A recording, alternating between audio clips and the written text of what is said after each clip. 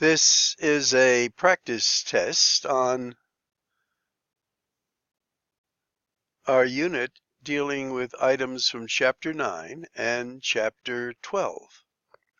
And we're calling this 02 because we did one already, but again, give you more practice. So as you read this, they're asking you to solve the following quadratic equation using the quadratic formula. Now, on some of these examples, they will give you the quadratic formula, but if you don't know it, you should write it down and practice it a couple of times. So x equals negative b plus or minus the square root of b squared minus 4ac.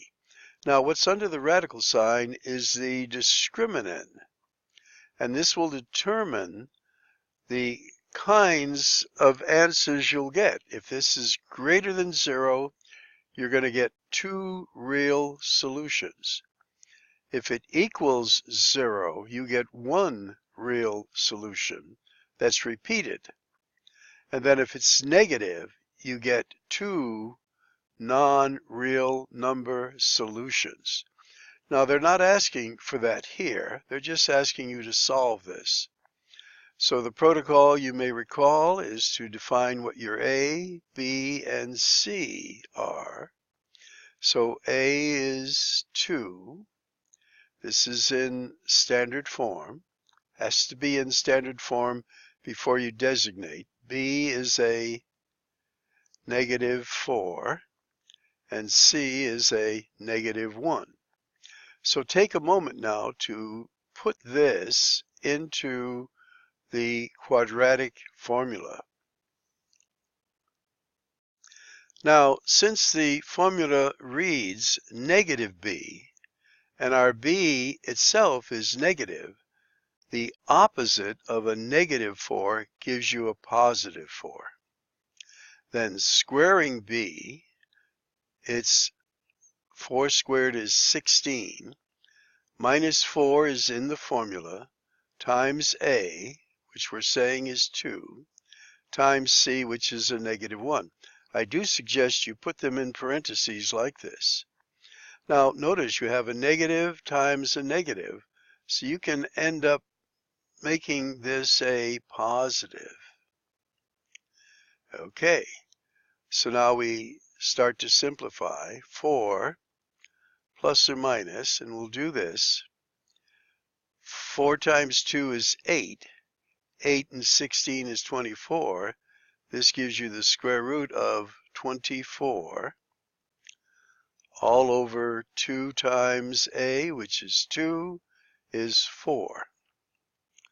Now, this is sort of the answer, but it's not simplified, because we had said the square root of 24 is the square root of 4 times the square root of 6 from an earlier lesson. Square root of 4 is 2, the square root of 6. So now we have 4 plus or minus 2, the square root of 6, all over 4.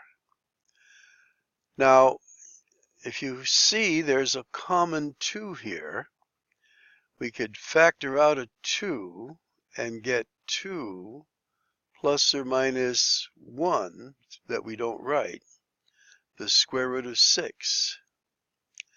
And now this is all over, and I could factor that 4, 2 times 2. So now we have a common factor 2 that we can cancel out, which becomes a 1. And we're left with this as the answer. And that's what we see here. We're asked to write it twice. One with the positive value, one with the negative value. Now, in this example, again, they want us to find,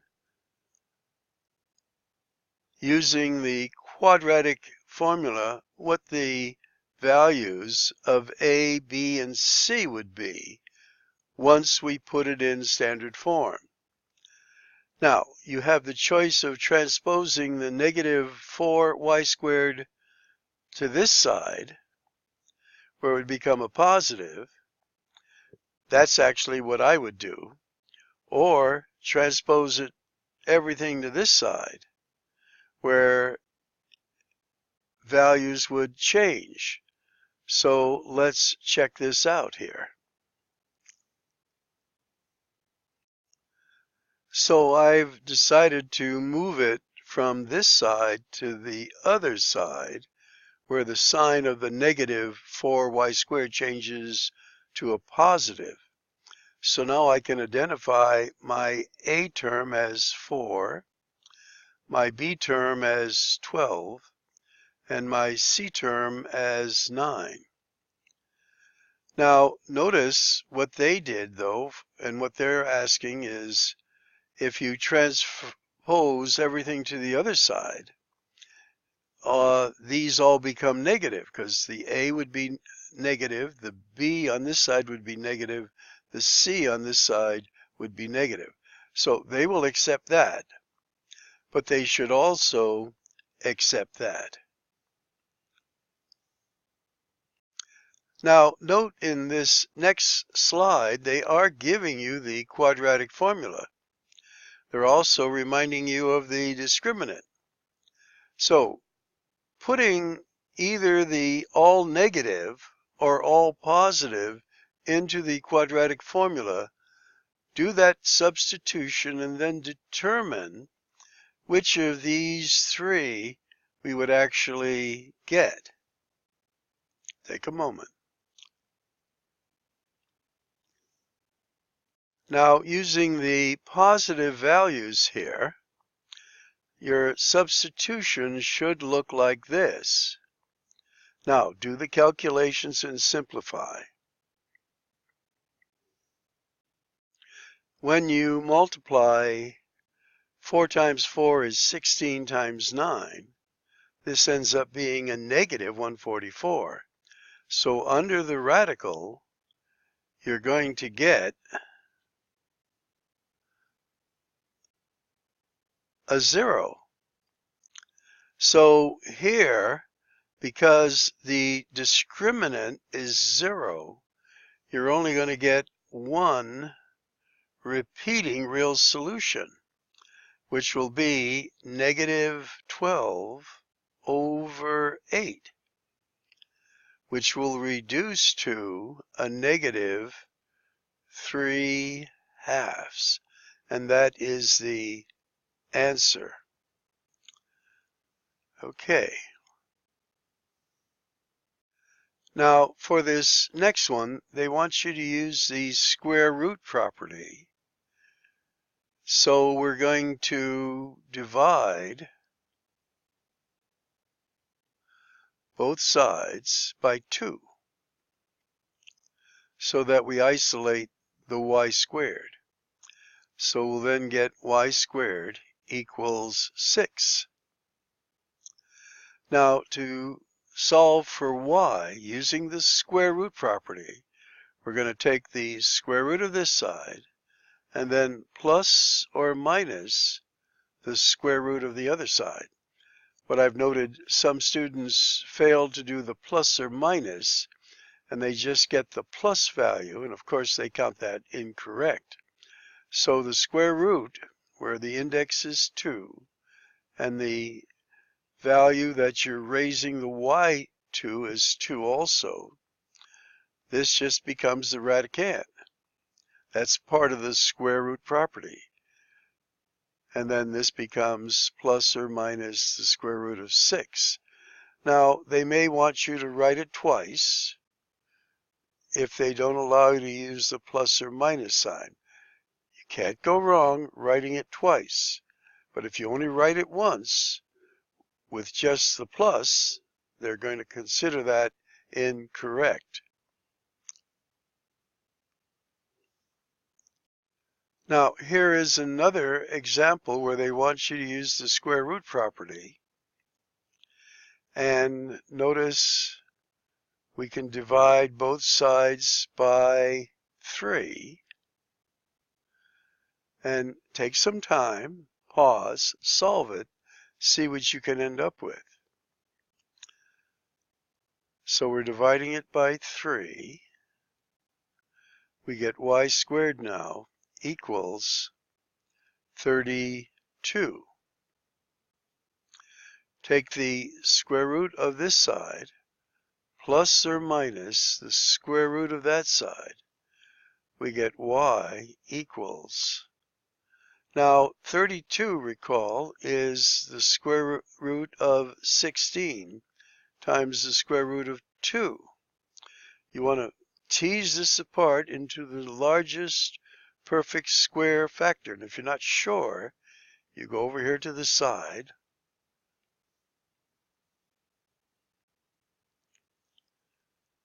And then do this. 2 will go into there, and it's 16 times. And there's your perfect square.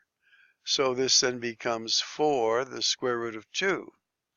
So your answer here then is plus or minus 4, the square root of 2. Now notice there's a couple of things going on here.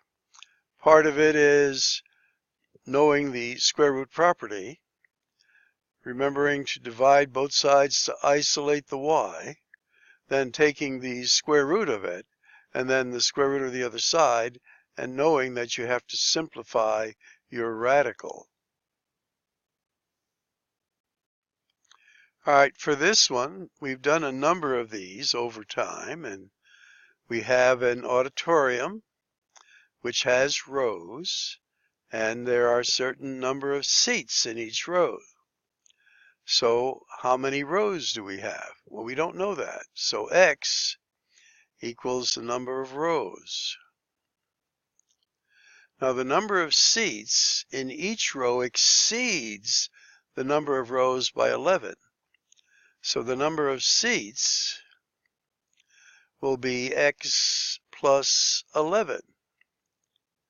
And if you multiply the rows by the number of seats, it gives you the total number of seats in the auditorium. So our equation is going to be x times x plus 11 equals 962. Now, to put that into a quadratic equation, we clear parentheses and get x squared plus 11x, just distributing that, and then we transpose this to this side, change its sign, and have it equal 0. Now, since this is going to be like whole numbers, we know that this would factor, but if not, you could put this into the quadratic formula and get an answer. A is 1, B is 11, and C is 962. But we'll go over factoring here. So again, do this by pausing the tape and see if you can come up with the factors using this technique, because this is something that would be useful. Well, this one's not going to be an easy one. So what other kind of techniques do we know? Well, we took out a 2 and it became this. Now, this is not even, so you cannot take out a 2. I added up the digits and I got 13, so you can't take out a 3. You can't take out a 4 because that's even. It doesn't end with a 5 or 0, so you can't take out a 5. Can't take out a 6. Now you might try a 7. 7 does not go into there evenly. I tried that. Can't take an 8. Can't take a 9. Can't take a 10. You might try 11, but 11 doesn't work. 12, even, that doesn't work. Now when you get to 13, that works. 13 will go into there 37 times. All right. Wow. So that was quite an effort here. So chances are you probably might have used the quadratic formula. Quadratic formula, you wouldn't have to do this. So your factors are going to be a 26 and a 37. Notice the difference now is 11. But what will the signs be here? Well, for the middle term to be positive, the 37 has to be positive, 26 is negative. And then the way to solve this is you equal each factor to 0. So here we get x equals 26. And then here, x equals a negative 37. Well, we can't have a negative value for counting, so we eliminate that. So x is 26. But notice what they're asking is the number of seats. So the rows are 26. The seats are 26 plus 11 is 37. So that is what the answer should have been. And that's what they're showing over here. So again, if you did all this and you put in 26, remember I would give you lots of partial credit because you did all of the process. And again, you could do this by the quadratic formula. Now you have 70 minutes to take this test. And many of you are doing it in 25 or 30. So, you're rushing and you need to check your answer, go over it again. You want to get as many points and every answer correct. Now, this one's a rather easy one. They're asking you to simplify the radical. So I would suggest you go 96. It's even, so you can take out a 2. And this will be 48. Take out a 2. This is 24. Take out a 2. This would be 12. Take out a 2. This would be 6. Take out a 2. This would be 3. Now, what's the greatest perfect square factor you can take out of this? Well, you got 1, 2, 3, 4 2's. That's an even number. So that would be 16. That would be these 4 here. This would equal 16. 2 to the 4th in a sense. And then you're left with this. That's not a perfect square. And that would be a 6. So the square root of 16 is 4. The square root of 6. And that's your answer. And again, this would be the method to get to it. Unless you saw originally that 16 times 6 is 96. Most people wouldn't see that, although Euler would.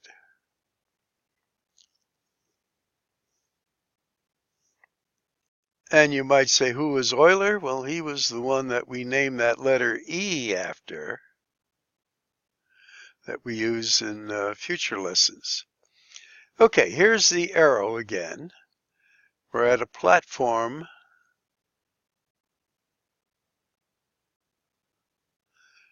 38 feet off the ground here. We're going to shoot an arrow up into the air, and we're wondering, when is it going to reach the ground here? Okay, so we have to fill in our formula. Well, the h is going to be a 0. That's when it reaches the ground. We have a negative 16 t squared, part of the formula. V sub o is our initial velocity, we're saying is 189 t, part of the formula. And we're shooting it from a platform that is 38 feet off the ground. So basically what we want to do is put all this information into the quadratic formula. So let's do that together. So our A is a negative 16. Now remember, we said we'd like to make this positive. So we're going to multiply everything by a negative and then change it. So our A, then instead of being a negative, we're going to make that a positive 16. Our B, which was a positive, we're going to make that a negative 189. And our C, which was a positive, we're going to make that a negative 38. So we can do that. Now you could also do it this way. This would be negative, positive, positive. But I like the idea of having our A term positive. It makes the calculations a little easier. Now let's put this into the quadratic formula. So it's going to be x equals a negative b. Now since this is negative already, when we put a negative b into our formula, it becomes a positive. Now this is going to be plus or minus. We're not going to use the negative, so we won't put it there for now. We don't need it. And then we're going to square this. This is 189 squared minus 4. A, we now say, is 16. C now is a negative 38. And now this is all going to be over 2 times A, which gives me a positive 32. Now, if we had left that as a negative, this would be a negative, and it kind of messes up the signs a little bit. This makes it a little easier.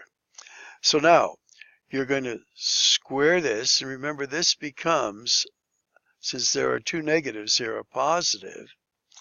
You're going to square that in your calculator, and then plus, multiply all this, get an answer, take the square root of all of that, add it to 189, and then divide that whole answer by 32.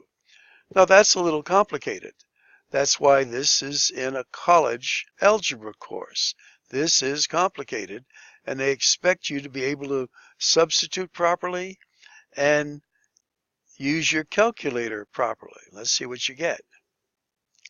So I took my calculator and I squared this plus, and then I multiplied all of this, got an answer, then took the square root of this answer, then I added 189 to it, got an answer, then I divided it by 32 and I got this. Now they want you to round to the nearest tenth. So the nearest tenth is right there, but you look at the hundredths place, this is a 1. Now if it were 5 or more, you would add 1 to the 0. But since it's less than 5, you just drop all this, and then there is your answer. Again, this is seeing if you know how to set your equation up, how to find your A, B, and C, how to put it in the quadratic formula, and then get an answer. Okay, let's go on. Now here, this is a little check on some chapter 9 stuff. 64 to the 1/2 power. We're just converting that to its radical form. It's the square root of 64. And of course, this is 8.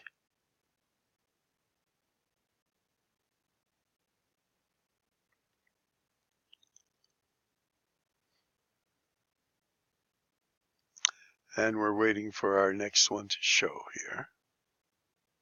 Well, that was actually the last one.